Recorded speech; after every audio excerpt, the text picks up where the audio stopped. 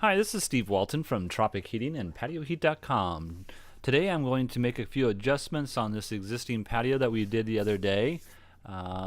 This particular customer had added a few features about this patio, and so we need to update the placement of the heaters and how it's going to uh, provide heat for the footprints that we're looking for. Also, there was a question in reference to the slimline versus the 6,000 watt unit and the footprint that they put out. So I want to kind of hopefully answer that. And then lastly, I had just a question in reference to the structure itself. If you look at the original image that was sent to us, you'll see that there's essentially 1, 2, 3, 4, 5, 6, maybe 7 of these beams coming across here.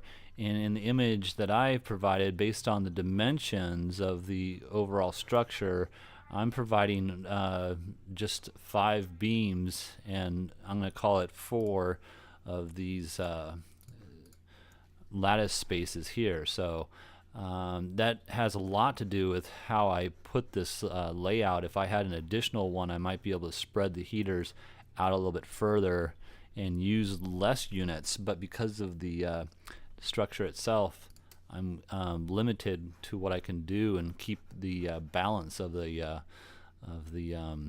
project, or the heaters balanced within this structure. So anyways, let's just go ahead and look at the change I made here, which is the 36-inch step that comes off of the house here. I know there's going to be a folding glass wall over here, but we're not too concerned about that. And here I have the slim lines, and what I've done is essentially move them over that 36-inch, as well as you can see the furniture is moved over from the original 36 inches too.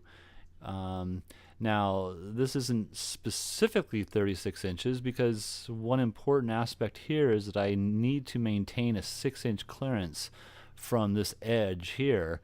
And that's only because of the fact that this is not a wall. If this was a wall, so if I just change this real quickly and add this into a wall, then now I have a whole another issue where I need to make sure that my beam doesn't hit a wall. But because this is not a wall and I have a ray that's coming down into the open area here, I just need to maintain the 6-inch clearance on the side here.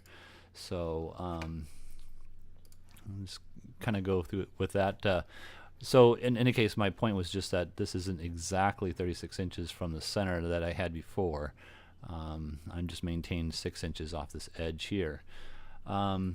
The array itself, we had talked about, the customer had asked me about this footprint, and yes, this footprint is about a 10-foot by 7-foot footprint.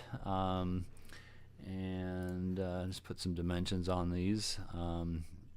It's hard to see, but there's a 10.5 by 7 here footprint.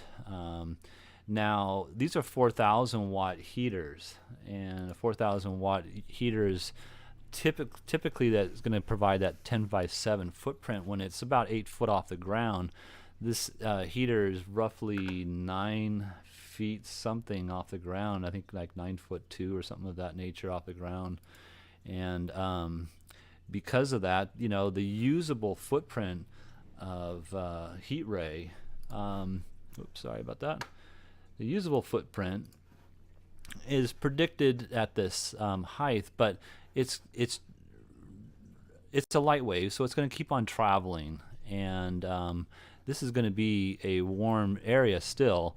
It's just that I had made a recommendation of a 6,000 watt unit based on, number 1, the availability of power, number 2, if the aesthetics were okay, and number 3, that they use a dimming system or some way to regulate the amount of heat output on a 6,000, because the 6,000 is really, really hot for most of the year.